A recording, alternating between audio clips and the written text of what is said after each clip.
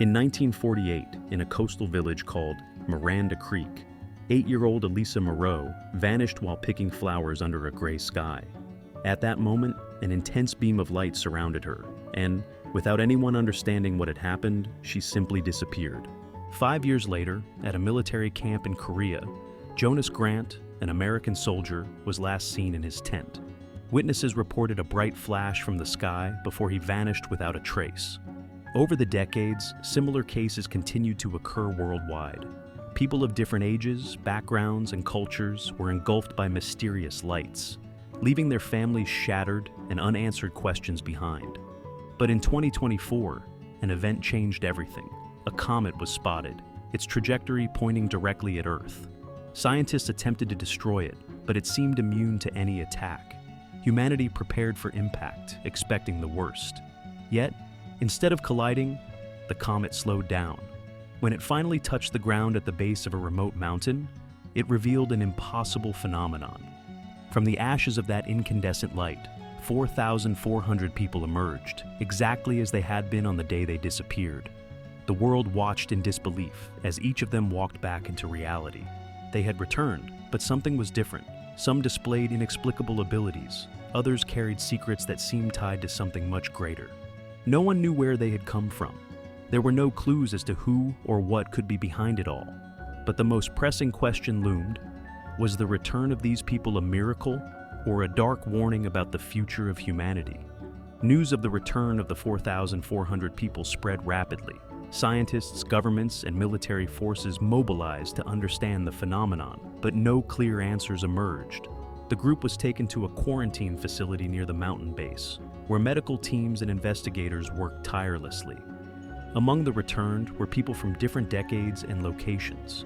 Elisa Moreau, still 8 years old, appeared unchanged since the day she vanished, as if time had stopped for her. Jonas Grant, the soldier who disappeared in the 1950s, looked suspiciously at the modern equipment and technology he could barely recognize. There was also Alan Cooper, a businessman who had vanished in the 1970s, and Mia Alvarez, a young woman who had disappeared just 3 years before the event. Each of them had stories and traumas from different times, but they all shared the same void. They remembered nothing of the period they had been missing. It was as if they had been erased and then suddenly returned. The first days of quarantine were tense. The returned were confused, some terrified. While doctors conducted tests to assess their physical conditions, government agents tried to extract information through interviews. It was during these procedures that the first signs of something unusual began to emerge. Elisa, the girl who disappeared in 1948, surprised social workers by describing future events with chilling accuracy. At one point, she mentioned that the room she was in would be flooded with water the next day. Initially, no one paid much attention to the girl's words, but when a pipe burst exactly as she had predicted, skepticism gave way to fear. Meanwhile, Jonas began reporting strange dreams, visions of people he had never met, living lives he couldn't understand. But these dreams seemed more real than any memory of his past. Elsewhere in the facility, Alan, the businessman, displayed signs of superhuman strength during a physical test, alarming the medical staff. Outside, the public watched with curiosity and distrust. Many saw the returned as living miracles, while others feared they brought something dangerous. Extremist groups began organizing, demanding they be permanently isolated, claiming they were no longer human. At the center of it all were the investigators assigned to the case: Victor Hale, a skeptical veteran seeking logical explanations for the phenomenon, and his partner, Diana Reyes, a scientific analyst who believed in an otherworldly origin for the event. Both were tasked with unraveling the mystery behind the return of the 4,400 people and discovering what connected them. The questions kept piling up. Who or what brought these people back? Why did some of them now possess extraordinary abilities? And, most importantly, what was the purpose of their return? Answers would begin to surface, but the truth would be far more terrifying than anyone could imagine. There was something indescribable about how the return of the 4,400 people defied human understanding. It wasn't just the phenomenon itself, but the underlying sense that it was a prelude to something much larger, something beyond the comprehension of mortal minds. It was as if the universe had, for a moment, torn its veil, revealing a fragment of a vast and indifferent purpose. At the mountain base where it all began, investigators and scientists continued their relentless work. Reports of persistent lights, ethereal whispers, and strange magnetic disturbances began to emerge. Equipment malfunctioned erratically, while the more sensitive technicians swore they heard voices coming from radio frequencies, voices murmuring in dead, unknown languages. Victor Hale and Diana Reyes were the first to venture toward the impact site after the returned were taken away. That place, marked by the radiant energy of the sphere of light, was now a cold desert, as if all life forces had been drained. The air was heavy, dense in a way that couldn't be attributed to the altitude. Diana commented that she felt something watching, even though she knew how irrational it sounded. Hale, a man of unyielding logic, didn't respond, but the way he clutched his coat betrayed the discomfort he refused to voice. They found marks on the ground, patterns forming intricate geometric symbols. These weren't man-made. It was as if the very earth had been carved by an invisible hand guided by a purpose that remained unreachable. Diana took photographs, but the captured images revealed something even more disturbing. In the shadows of the pictures, shapes appeared, forms that hadn't been there at the time, forms that couldn't belong to people, but to something else. Something that did not adhere to human anatomy. Back in the quarantine facility, the behavior of the returned began to change. Elisa Moreau, the girl, now whispered while drawing frantically. Her sketches, initially of flowers and animals, evolved into landscapes of an alien world. There were cyclopean towers and distorted horizons illuminated by impossible moons and stars arranged in unfamiliar constellations. "They are coming," she said once, fixing her gaze on Diana during a visit. "What we brought with us. They want it back." Among the other returned, signs of abilities and physical changes began to intensify. Alan Cooper, the businessman, seemed to grow stronger each day, but his skin took on a grayish, translucent tone. He claimed to feel something growing inside him, a force he couldn't control. Jonas Grant, the soldier, suffered a breakdown during an interview, saying he had visions of vast abysses where unblinking eyes floated, observing humanity's every move. He screamed that everyone was just beneath the paws of something greater. Outside, society grew increasingly divided. Cults formed, worshipping the returned as emissaries of divine forces, while others called for their destruction, fearing they were carriers of some ancient evil. Each new revelation fueled the panic, and the growing tension in the world seemed to mirror the escalating strangeness surrounding the 4,400. Victor and Diana, upon returning from the mountain, brought samples of the soil and videos of the anomalies for analysis. What they discovered was enough to shake any conviction. The soil showed traces of materials not found on Earth, and deeper analysis revealed the presence of unknown microorganisms that seemed to whisper electrical patterns when stimulated. More disturbingly, audio recordings captured at the site contained almost musical sounds that, when slowed down, revealed words. One word repeated itself: Itharion. Diana immersed herself in studying the term, while Hale, haunted by visions he couldn't explain, began questioning his sanity. Who or what was Itharion? An ancient entity? A name? A place? An idea? Or was it simply a collective delusion, a reflection of humanity's inability to cope with something so vast and overwhelming? The sense of something imminent grew, as if the pieces of an incomplete puzzle were beginning to fit together. The returned had brought something back with them, but was it a gift or the harbinger of a terrible destiny? For Victor, Diana, and the rest of humanity, the true nature of the phenomenon had yet to be revealed, but the glimpse of what was to come was enough to inspire terror in even the most resolute souls. The mystery surrounding the 4,400 continued to grow, now cloaked in a veil of horror and fascination that defied all reason. In the underground research lab, Victor and Diana analyzed the data from the samples collected at the mountain. Each new result shattered their understanding of reality. The microorganisms found in the soil not only emitted electrical patterns, they seemed to react to the thoughts of the researchers. At one point, Diana, in a moment of exhaustion, murmured about being surrounded by a moving void. The samples responded, vibrating in an oscillating pattern as if resonating with her words. Victor pointed out the anomaly. It's not a void, it's something filling the void. Meanwhile, the returned exhibited increasingly unsettling behavior. Elisa Moreau stopped speaking entirely, but her hands never ceased drawing. The alien landscapes she created became even more detailed, featuring colossal, indistinct forms, structures that defied physics, and beings with anatomies incomprehensible to human perception. One of the researchers, upon seeing one of these drawings, fainted. Upon regaining consciousness, he mumbled in a state of shock, "I've seen this. I've dreamed of this." At the quarantine facility, Jonas Grant suffered another breakdown. He screamed incoherently about Itharion's return and the opening of the veil. After being sedated, a strange mark was discovered on his arm, a circular pattern that seemed to glow under ultraviolet light. Other returned individuals began to display similar marks, as if invisible symbols were being revealed on their bodies.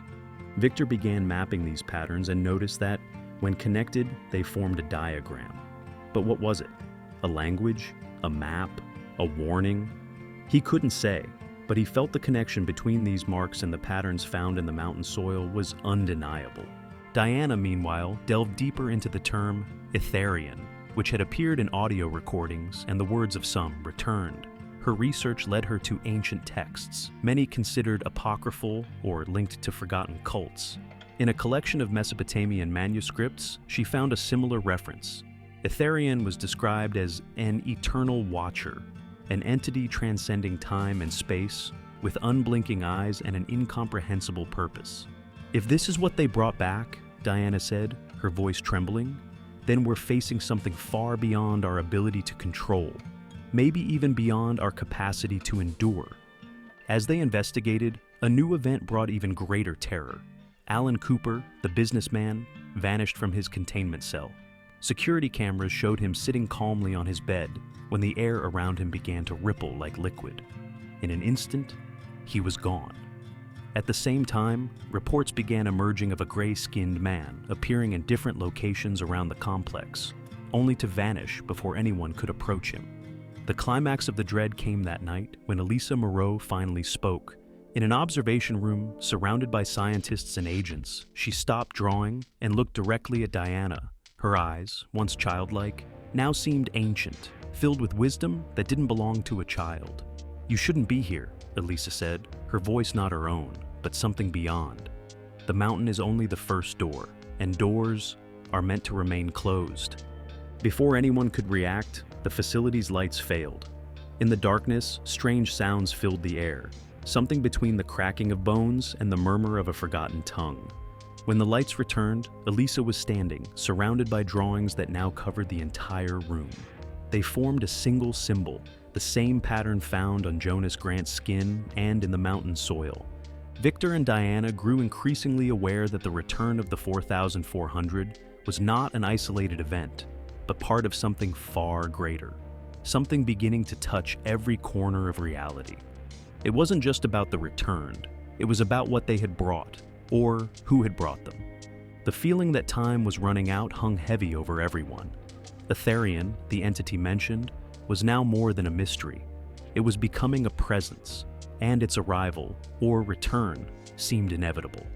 In the days following Elisa's warning, events around the mountain and within the facility reached a terrifying crescendo. Inexplicable lights danced across the night sky, visible for miles. A constant low hum echoed from the mountain, so deep it seemed to vibrate within the bones of those nearby. Inside the facility, the returned fell into trances, murmuring synchronized phrases like a macabre chorus chanting an ancient hymn. Victor and Diana wrestled with the weight of their discoveries as the pattern revealed in Elisa's drawings and the marks on the returned was finally decoded. It wasn't just a symbol, it was a sequence of instructions. When overlaid onto a map of the area, it pointed to a specific location within the mountain, a site no technology could penetrate. A sealed cavern emitted a strange energy, repelling any attempt to approach. "If that's a door," Victor said grimly, "someone locked it for a reason." Despite their fears, a team was assembled to investigate. Victor and Diana insisted on accompanying them, even though they knew they were walking into the unknown, something not just beyond logic, but threatening to consume them. When they reached the cave's entrance, a cold wind blew from within, carrying a smell reminiscent of damp earth and something else. Something indescribable, like burnt metal and decay. Inside the cave, they encountered the impossible. A pulsating structure, alive, seemed to float in the air.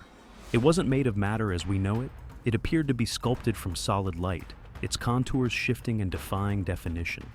The structure emitted a sound, a deep rhythm that seemed to synchronize with the heartbeat of anyone who observed it. Then, the tremors began. The mountain roared like a giant awakening from a deep slumber. Elisa walked toward the center of the structure, ignoring Diana's shouts to stop. When she touched its surface, the cave was filled with a blinding light. When it faded, she was no longer there. In her place, a voice emerged, not spoken, but shared in thought by all present. The cycle begins again. Humanity does not understand what approaches, but the choice has been made. You were warned. The ground began to collapse. The team ran toward the exit as the cave walls caved in around them. Victor grabbed Diana, pulling her out at the last second, as a surge of energy sealed the entrance forever. Back at the facility, the returned were no longer in trances, but something had changed. They now seemed aware of a greater purpose, their vacant expressions replaced by a look of resigned determination, like pieces in a game just beginning. Jonas Grant, with unsettling calm, looked at Victor and Diana. "You've awakened something that should never have been touched." As the investigators struggled to comprehend what had happened, strange electrical storms surrounded the facility. Reports emerged of figures resembling the returned, appearing in impossible locations worldwide, acting as though connected by an invisible force.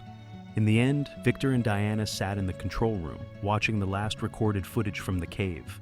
The final frame showed Elisa touching the structure. In the light around her, shapes emerged, distorted forms, like shadows of another world attempting to cross into ours. "If this was just the beginning," Diana whispered, "then what happens next?" Victor didn't answer. He looked toward the horizon, where light still danced in the sky, and spoke more to himself than to her. "Itharion isn't an entity. It's a warning, and we ignored it." In the weeks that followed, inexplicable events unfolded across the globe. Mass disappearances, climatic disruptions, and sightings of strange lights in remote places. The returned, now scattered, seemed driven by a shared purpose, yet one impossible to decipher. Then, a transmission broke across all known communication frequencies, as if the air itself carried the message. The first door has opened. The next cycle begins soon. Victor and Diana knew that what they had witnessed at the mountain was merely the prologue to something much greater. A cosmic game whose rules were still being written, and humanity was just a pawn on the board.